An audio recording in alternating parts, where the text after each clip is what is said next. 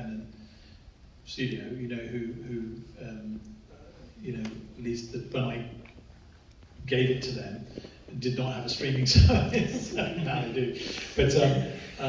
But yeah, no, I make movies to show in cinemas now. I mean, you know, having said that, half the movies I've made, probably half, if I made them now, would probably go to streaming. It's the truth.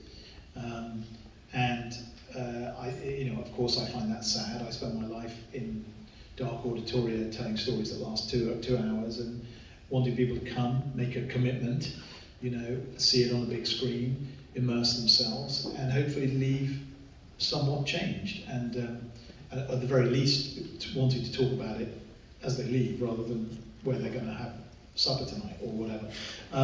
And that's what my life has been spent doing, you know. And the idea of throwing it down into this sort of nebulous space where people watch it, don't watch it, pause it, you know, watch it in their front room, half watch it while scrolling on their phones is scary to me. But that's just because that's how I grew up, you know, and there's a different generation and different ways of watching.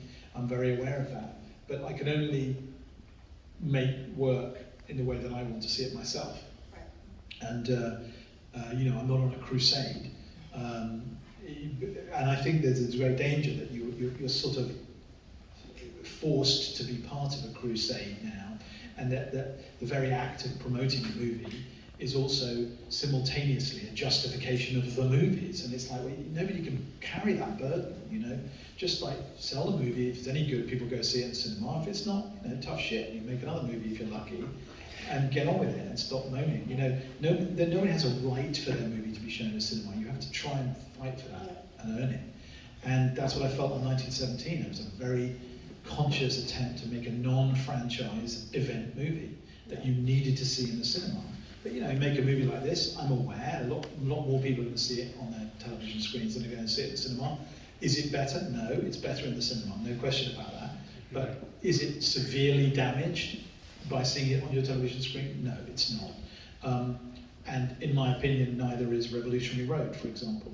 But you know, do I feel that way about 1917 or Skyfall or Road to Perdition? No, I think you really do lose something. So I guess it forces you as a director to try and find those projects that need and demand the big screen, and use the full toolkit, the bells and whistles, the sound, Dolby Atmos, the giant screen, shoot in IMAX, whatever. And it's exciting when you do that, no question, you know. And is there a part of me that watches this movie in a festival and it's small and it's low-key and it's contemplative, wishes that I just kind of roll my sleeves up and blast the fuck out of everybody, you know? Yeah, because you know what it feels like, but not every movie can be that, and so you have to try and create an environment, I guess, in cinema now, which embraces the smaller films in cinemas too. And you know, I hope that we can retain the choice, you know, the freedom of choice. That's the most important thing.